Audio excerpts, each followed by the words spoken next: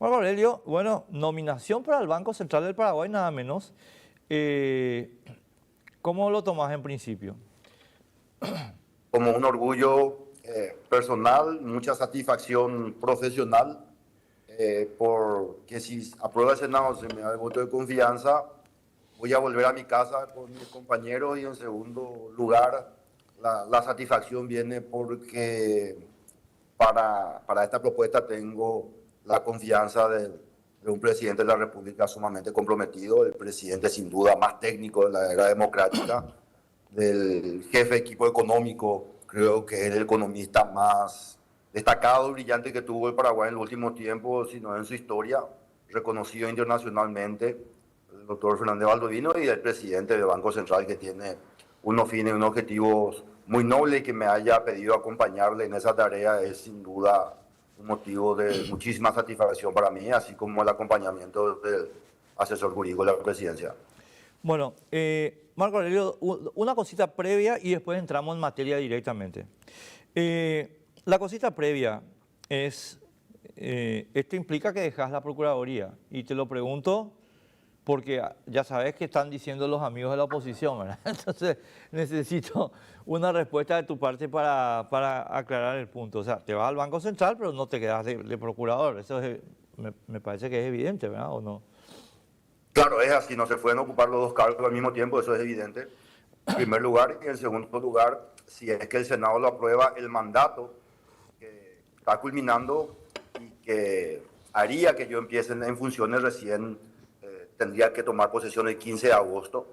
Por ende, si antes no soy removido, tendría que continuar hasta el 14 de agosto en la Procuraduría. Claro, no, yo, amigas, amigos, le estoy haciendo esta pregunta a Marco Aurelio González. Yo no tenía ninguna duda de esta respuesta. La hice de mera fórmula.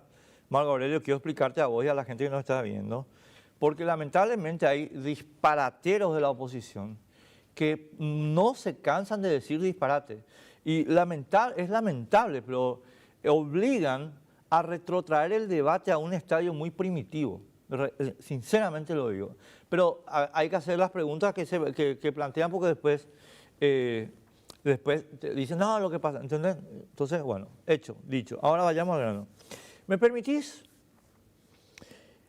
Marco Aurelio? Quiero compartir contigo un cuadro que se publicó en ABC, pero que es de autoría de Eduardo Nakayama.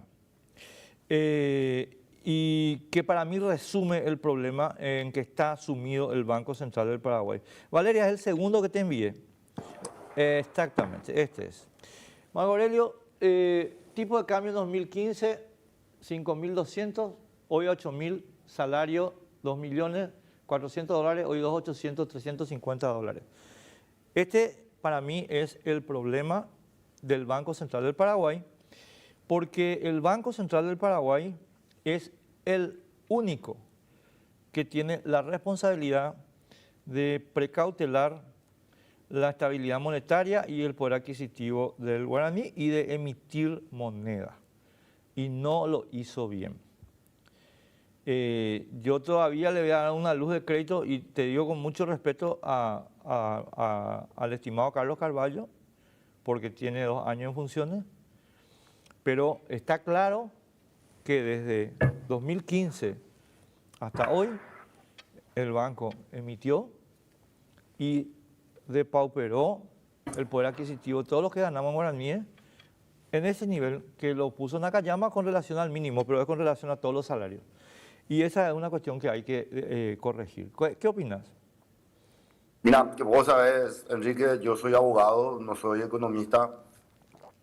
Tenemos un peculiar desafío nosotros los abogados con los números, pero obviamente lo que te puedo dar la impresión y la discusión que tuve con algunos colegas economistas, lo primero es que eso que señala el senador Nakayama como inflación, lo único que permite reflejar es el éxito del Banco Central, porque está reflejando justamente la tasa de política monetaria que se manifiesta en lo que él señala como inflación. En segundo lugar, creo que, según me comentaron, tiene algunos datos errados porque haciendo algunos cálculos, te compartí algunos números o a través de tu equipo, donde se reflejan que haciendo los cálculos correctos o según otros datos que habrá tomado el senador, en puridad se refleja que en términos nominales existe un aumento en $8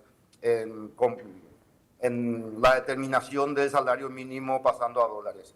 Eso por un lado. Y por otro lado, en materia de salario mínimo, creo que estamos en la media alta comparado con la región. Entonces, creo que no, o según me dicen los que entienden la materia, no estaría reflejando la realidad esa exposición del senador Nakayama, a quien yo aprecio mucho.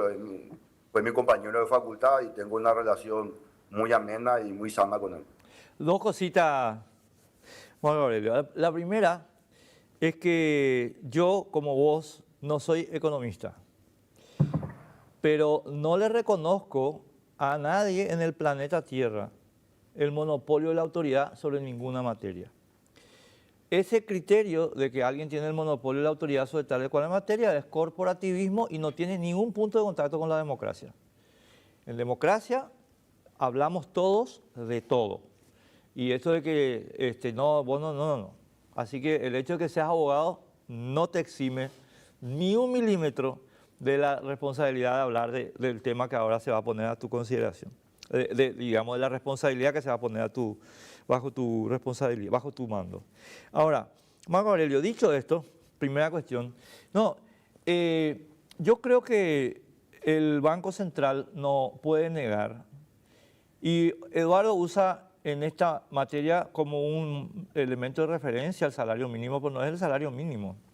Yo no gano el salario mínimo, Marco Aurelio, y yo perdí el 35% del poder adquisitivo de mi salario. Entre aproximadamente 2015, es más o menos la misma fecha. Yo siempre uso el año 2018, que es el año en que entré a ABC, ¿verdad? Para tener una unidad salarial de medida. Pero desde 2015. Entonces, perdón, los amigos del Banco Central que hablaban contigo están tratando de engañarte, porque la verdad verdadera es que yo con 2 millones en el año 2015 tenía $400 y ahora con 2.800.000 tengo $350. Eso es incontrovertible, mi querido Marco Aurelio. No se puede discutir. Ahora, vos me podés decir, y te alego para tu defensa si querés, vos me podés decir, no, lo que pasa es que el dólar, no. O sea, acá nosotros tenemos una unidad referencial que mide aproximadamente encima del 48% de los productos del IPC, y los datos de Eduardo son correctísimos, y todos los que ganamos en guaraníes sabemos que entre 2015 y 2025 perdimos 35 o 40% de nuestro poder adquisitivo. Y perdón, te quiero decir algo más y termino. Entre paréntesis, yo estoy denunciando eso hace 4 años. Estoy diciendo esto mismo. Así que, perdón, me encantaría que puedan rebatir eso, pero con números. ¿Y por qué no publican los números si están tan seguros? Sí, bueno, yo te compartí los números que son de acceso público también.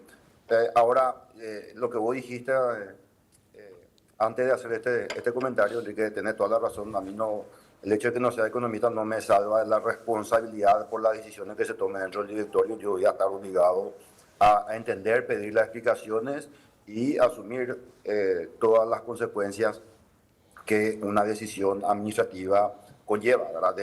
Es más, hay un comité de política monetaria donde se discuten todas las variables y se toman todas las decisiones. Pero, te repito, si algo tiene nuestro Banco Central, y es destacado por todos los organismos internacionales, es la confianza. Es decir, el Banco Central no ocultó, nadie le acusó de que ocultó o que tergiversó los números de la inflación. Hace tiempo que viene acertando con la tasa de política monetaria, es decir, tiene aciertos, tiene credibilidad y no ocultan ningún dato. El hecho también de la pérdida de valor adquisitivo se corresponde justamente con esa previsión que hace el Banco Central. Eso no es ningún ocultamiento, pero tampoco podemos desconocer el fortalecimiento de la moneda más antigua en la región, frente a las devaluaciones que están sufriendo las monedas vecinas y históricamente fuertes. Demuestra justamente que el guaraní está consolidado por una labor enriquecida o fortalecida por las políticas que ha venido adoptando el Banco Central y el Ministerio de Economía desde hace bastante tiempo. Quiero, en este momento de la conversación, y por lo que acabas de señalar, compartir contigo el artículo 285 de nuestra Constitución y con la gente que nos está viendo. Valeria, ¿podemos poner el 285, por favor, de la Constitución? Bueno, amigas, amigos, y esto no le tengo que explicar yo a Marco Aurelio, al menos que nadie, pero para refrescarnos toda la memoria, la responsabilidad del Banco Central y en lo que hace a esta conversación tiene dos elementos. Primero, exclusividad de la emisión monetaria. Esa es la primera cuestión. La exclusividad, nadie más puede emitir guaraníes. Y segundo, preservar la estabilidad monetaria. O sea, esas son responsabilidades de rango constitucional que tiene el Banco Central del Paraguay. Uno, es el único que puede emitir guaraníes. Dos, está obligado a preservar la estabilidad monetaria. Los números de Barón Nakayama, perdón que yo voy a insistir en eso, mi querido Marco Aurelio, porque considero que no han sido refutados por el Banco Central todavía y además creo que no van a poder refutar esos números. Los números de Barón Nakayama lo que muestran es que el Banco Central del Paraguay en estos 10 años no preservó la estabilidad de la moneda. El hecho de que y yo no estoy diciendo aquí que el Banco Central ocultó nada, porque quiero contarte, Marco Aurelio, por si yo no hablé nunca contigo del tema del Banco Central, pero yo creo que el Banco Central es una de las instituciones más serias del Paraguay y creo que es una de las más fiables y creo que es una de las más profesionales, una de las más desapegadas, digamos, del vaivén político de nuestro país y espero que así se mantenga, ¿verdad? O sea, quiero que sepas que esa es mi posición sobre el BCP. Siempre ha sido, no es ahora. Ahora, dicho esto, acá hay una cuestión. Vos tenías un guaraní a 5.200 y a 5.200 debía continuar, pero está en 8.000 o alrededor. ¿Y cómo sabemos que esto se puede hacer? Por una cuestión fáctica histórica. La cuestión fáctica histórica es que Nicanor Duarte Frutos, lo mencioné esta mañana y ayer y no me voy a cansar de mencionarlo, cuando arrancó su gobierno el 15 de agosto de 2003, el dólar estaba a 8.000 y algo. Cuando Nicanor terminó su gobierno, estaba a 4.000. Es decir, no es verdad que el guaraní se tenga que mantener este nivel por dólar. Eso es mentira. Y es mentira porque alguien está sacando provecho de esto.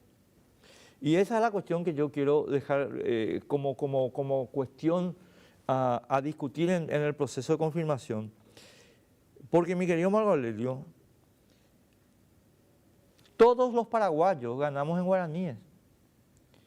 Y el que se está beneficiando de esto está beneficiándose a costa, en perjuicio de todos los paraguayos. Y eso no es admisible. Perdón, pero yo tengo que insistirte en una cuestión que para mí es la cuestión del Banco Central, ¿verdad? Sí, el rol del Banco Central está en hacer previsible la inflación, el crecimiento económico, ser contrapeso del gobierno para evitar exceso y que justamente no se genere una inflación desmedida. Y el Banco Central creo que está cumpliendo con esa finalidad. ¿Por qué te digo está cumpliendo? Porque desde que se implementó la política de tasa de política monetaria, donde justamente el Banco Central hace una estimación y se cumple esa estimación, el Banco Central está mostrando que es previsible el Paraguay y que la estimación del Banco Central es creíble porque lo que previó se está cumpliendo. Es decir, el Banco Central prevé, estima cuál va a ser el crecimiento económico y eso se proyecta en la realidad. El Banco Central prevé cuánta va a ser la tasa de inflación, porque inflación va a haber y eso se cumple en la realidad. Determinar a cuánto se va a mantener el guaraní respecto de otras monedas es algo que no va a poder hacer, creo que ninguna economía del mundo, ningún banco central del mundo. Es más, ¿cuántos puntos bajó ahora en 2 días el dólar? Y eso no se debe a la intervención del Banco Central, se deben a otros factores que intervienen.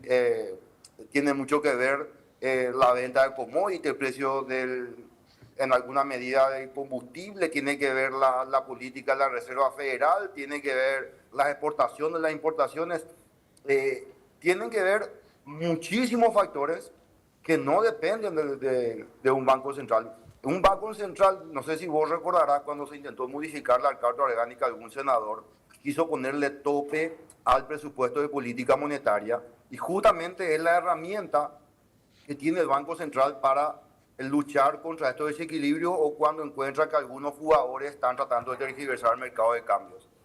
Y ponerle un techo significa que los jugadores van a conocer hasta dónde el Banco Central va a poder responder. Y al no tener techo, el Banco Central se ve libre de intervenir las veces que crea conveniente. Entonces, en 2 o 3 ocasiones se ha planteado la discusión y por suerte se ha mantenido que el presupuesto de política monetaria no tiene que tener tope y el Banco Central, creo yo, ha venido consolidándose y es reconocido por ese rol de estabilidad y previsibilidad. Ahora, estabilidad no significa, Enrique, de que el guaraní se va a mantener a un precio único durante cierto periodo de tiempo en comparación con el dólar o el real o el peso. Manuel, yo soy en materia económica un apasionado lector de la Escuela de Chicago y de la Escuela Austriaca. Y por tanto, el libro que tengo en mi cabecera es La libertad de elegir de Milton Friedman. Y por tanto, voy a decirte un par de cosas derivadas de ese libro, que es mi Biblia en esta materia. Los sucesos pueden afectar efectivamente el nivel de precios del dinero. Nada que discutir. Y yo, por lo que te acabo de explicar en términos de formación académica, no estoy de acuerdo con ningún control de precios, ni siquiera del dinero. Así que estoy totalmente de acuerdo con lo que acabas de señalar. Nada que discutir. Ahora, ¿qué dice Milton Friedman sobre la cuestión? Los sucesos, claro que pueden alterar los precios. Por supuesto, no hay ninguna duda de eso, ¿verdad? Como vos acabas de señalar, ¿verdad? Una guerra te altera los precios. Lo que no puede hacer un suceso es provocar un cambio permanente del precio. Eso un suceso no puede hacerlo. Eso solamente lo hacen los procesos. Entonces, la cuestión es simple. ¿Hay algún suceso que explique la pérdida del 40% o del 35% del poder adquisitivo de los salarios en guaraníes en los últimos 10 años? No, no hay. ¿Hay un proceso que lo explica? Sí hay. La emisión del Banco Central del Paraguay. ¿Inflación va a haber, dijiste? No, no, no. Inflación hay porque el Banco Central quiere. Porque el trabajo que la Constitución le impone al Banco Central no es ser previsible solamente, que sí, pero eso no es explícito, es una inferencia que hacemos del artículo 285. La obligación expresa es preservar el poder adquisitivo, no es prever el poder adquisitivo. Hay una diferencia. O sea, yo sé que el Banco Central me saca la previsión de inflación y me dice vamos a estar en 3,5%, 4%. Y divina, la previsión se cumple, pero ese no es su trabajo. Su trabajo es preservar mi poder adquisitivo y el tuyo y el de todos los que ganamos en guaraníes. Y eso, mi querido Marco Aurelio, no se hizo. Ahora, yo no quiero imputar ninguna responsabilidad particular todavía, porque el periodo es de 10 años y hay que ver de qué se trata, ¿verdad? Pero, por favor, con todo respeto, no es cierto que el gobierno, que el Banco Central no pueda reducir la inflación a cero. Eso no es cierto. Se está demostrando en Argentina, pero también en Estados Unidos, que eso no es cierto, mi querido Marco Aurelio. Se puede reducir la inflación y se debe reducir la inflación y se debe recomponer el poder adquisitivo del salario en guaraníes. Van a perder los exportadores. Y no me digas, ¿y por qué tenemos que perder nosotros para que los exportadores ganen? Vamos a hacer todos juntos y todos iguales. En el periodo de Nicanor, los exportadores ganaron más plata que nunca y sin embargo, de 8.000 a 4.000 bajó el dólar.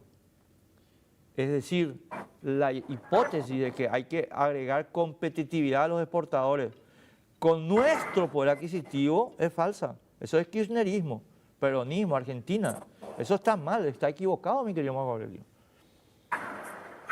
Sí, lo primero que tengo para decirte, sí, como dice Milton Friedman, recordemos que Adam Smith ya decía, es cierto, el libre mercado, pero libre mercado, pero la gente se olvida de lo que también decía Adam Smith, libre mercado cuando los actores actúan de buena fe. Y de ahí es que surge el reconocimiento por parte de la propia teoría liberal de que existen fallos de mercado y hay necesidad de existir. Pero vamos al punto concreto que planteas, Enrique. ¿Cómo es que vos me decís, seamos como Milton Friedman, pero el Banco Central puede intervenir para controlar la inflación o para evitar?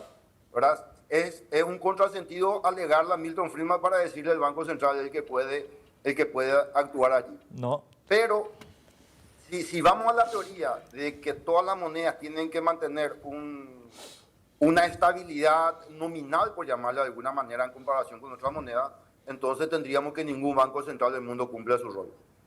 Porque decime cuál es el que logra mantener a un precio determinado. Es cierto, mirá lo que pasa en Argentina, pero mirá las consecuencias que están pasando en Argentina. O sea, todo tiene su costo. No hay nada que discutir al respecto. Yo no te estoy discutiendo eso, pero déjame hacer una pequeña aclaración sobre la cuestión de Milton Friedman. No, ni Adam Smith ni Milton Friedman dicen que no tiene que haber un Estado fuerte. Ni uno de los dos dice Milton eso. Friedman sí. No, negativo. Te desafío a que me muestres dónde dice eso.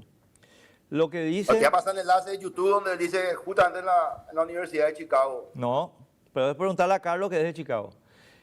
Lo que Milton Friedman dice es que el Estado no tiene que arrogarse funciones del sector privado. Pero la emisión monetaria no es una de esas funciones. Y por tanto, esa función, en la época de Adam Smith no había Banco Central.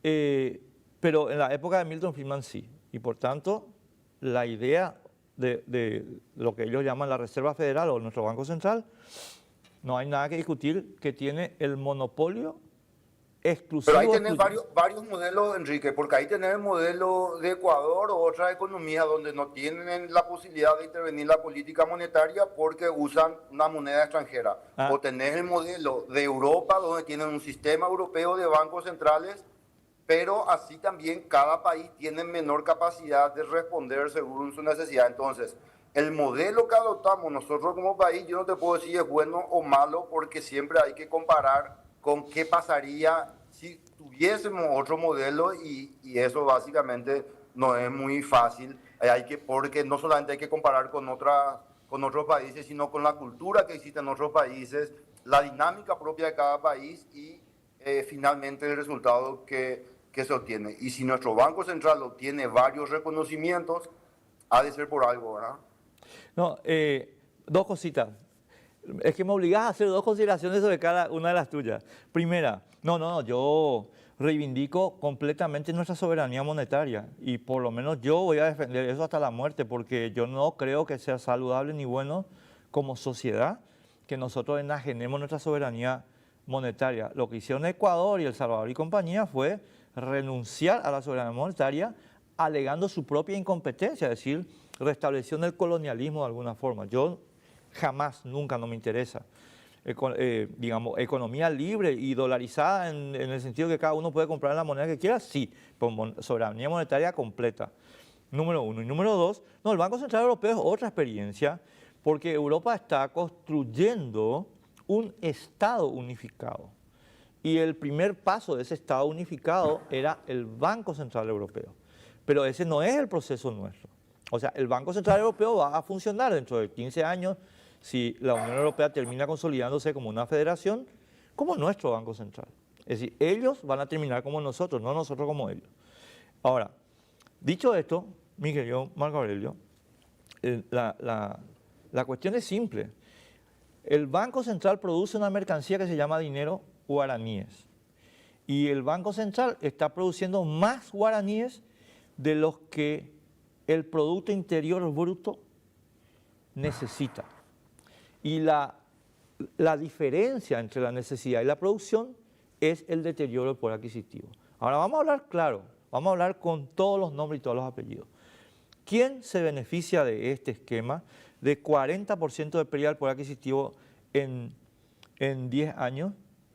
Los exportadores. Los exportadores le llaman por teléfono a Carlos, a vos o a Horacio y le dicen, papá, necesito mayor competitividad, y le vienen con el verso de Kicillof, ¿verdad? Horacio, y yo hablé esto con Horacio, nadie me contó, yo hablé con él de esto, cuando hablaba con él todavía hace 10 años, a Horacio le viene Kicillof, el Curepa, y le dice, no. La competitividad no puede basarse en el deterioro del poder adquisitivo de los trabajadores. Eso es una falacia de Kicillof y de todos los peronistas. Eso es mentira y ha llevado a Argentina a la ruina. En consecuencia, señores exportadores, dejen de llamar al Banco Central, pero también, señores del Banco Central, dejen de ser instrumentos de los exportadores. Ustedes tienen que ser instrumentos de todos los paraguayos que ganamos en guaraníes. Y no están haciendo eso, mi querido Marco Aurelio. Y yo quiero saber si tengo que apoyarte o no, porque si tu idea es que tenemos que apoyar el poder adquisitivo de todos los guaraníes, yo te apoyo. Pero si no, ¿cómo te voy a apoyar? No, yo lo primero que tengo que decirte es que concuerdo plenamente contigo que la finalidad es respaldar lo que más le conviene al paraguayo, al ciudadano de a pie y no a los intereses económicos, ¿verdad? Esa lógica es plenamente compartida y es lo que te decía, plenamente el orgullo que a mí me cabe porque a mí me tocó trabajar siendo Carlos Fernández, presidente del Banco Central, Santiago Peña, miembro del directorio, Carlos Carvalho, miembro del directorio, y las veces que nos reuníamos me consta personalmente de, bueno, tomemos las decisiones que más le benefician al paraguayo, a ese eslabón más débil, al que no tiene voz, como por ejemplo en el gobierno la presidencia de Carlos Fernández, la unificación y la disminución de la cantidad de tasas que cobraban los bancos, ¿verdad? Eso en beneficio directo del consumidor, del cliente. La política fuerte que está ahora tomando el Banco Central con la nueva ley del sistema de pago, la reglamentación que está haciendo en beneficio exclusivo y directo del ciudadano, de la apertura de mercado y de la competencia y de la transparencia, ¿verdad? Entonces, a mí por lo menos, en las cuestiones que me tocaron experimentar en mi vida de Banco Central, tuve gente que me enseñó que eso está en primer lugar. Y si a mí me toca recibir algún tipo de llamada, lo único que te puedo decir es que va a prevalecer el criterio más objetivo, la decisión que más beneficia al ciudadano. Eso está en mi ADN y de hecho es un motivo de orgullo. Mira, cuando a mí me designa, me propone el presidente y me dice, Marco, detrás de cada expediente, de cada caso, hay una vida, un ser humano, un derecho. Pero más importante, vos estás defendiendo el dinero no del gobierno, porque el dinero del Estado no es del presidente, su ministro, es del contribuyente paraguayo y hay que cuidar su bolsillo.